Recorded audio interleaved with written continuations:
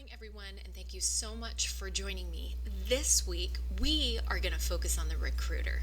And this is important to you job seekers because the better prepared a recruiter is, the better the experience is going to be for you. And in understanding that having a recruiter relationship is really important, especially as businesses sort of turn the lights on again as we begin to come out of this pandemic. I think you're going to see companies leveraging agencies. So it's really important to lock arms with a recruiter, but also understand what the life cycle should be. And recruiters, now is the time, and I've said this over the course of the last few weeks, now is the time for you to be engaging with talent because there's a plethora of talent out there that is anxious and available to begin working.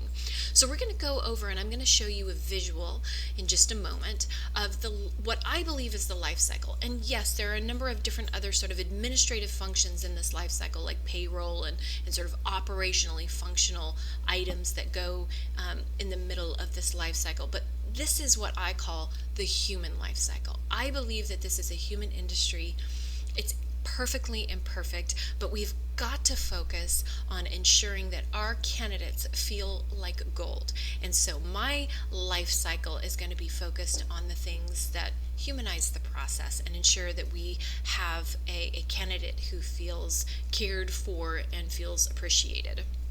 So the first is just attract and source. And this is recruiters incumbent upon you to ensure that you're attract and source. And this is recruiters incumbent upon you to ensure that your job descriptions are well written, you have a very clear call to action so that your candidates can understand what it is that you're looking for and whether or not they're qualified. And then those sourcing and pre-screening conversations are so important to determine if we have a match or not. It is a mutually beneficial relationship. I've said this before. So it is really important that you determine whether or not you have a match pretty quickly because we don't want to waste the candidate's time and vice versa. So attracting, sourcing, and pre-screening is this first part of the life cycle. Then you have the identifying the assignment or the right match, matching, and nurturing. And so the match, right, this is where we determine we have an opening and a skill set matches that. I always say never have a conversation with a candidate where you have a requisition in mind. You already have bias in your head and you're not going to ask the right questions. Treat this like an initial conversation. Get to know who this human being is, and then determine if you're going to be assigning them to something that matches their skill set. And then we begin again that nurturing process. And what I mean by that is we are going to start the process of consistently engaging with our candidates whilst they're on assignment.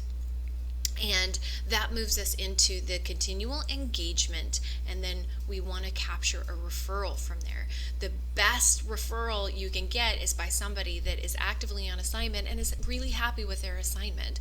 And there's a saying, birds of a feather flock together. The likelihood of the candidate that's doing a fantastic job knowing another candidate who will do an equally fantastic job is pretty good.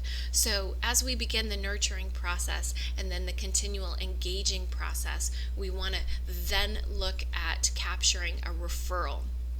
We then want to take what they've learned from these assignments and begin the upskill and redeploy. And that's where the life cycle comes all the way around, where we begin to help the candidate determine what additional skills they'll be able to add to their resume as they look to their next opportunity. So recruiters, this is on you to, again, ensure you've got this consistent engagement and nurturing with your candidates to then upskill them and redeploy them. Because the point of this isn't to put a candidate to work one time, it's to have an ongoing relationship whereby we are continuing to help them advance their career. So my hope is that this life cycle helps you as recruiters understand what we're working towards, and that our goal is to make human beings feel valued and special throughout the process, and then we're going to take some really great next actions tomorrow in going through, interview prep and debriefing. We're going to have a great week because I'm going to walk all of you through our recruiter boot camp. Today was fundamentals and the life cycle of the candidate. And so join me back here tomorrow as we continue our recruiter boot camp series, and you guys make it a great day.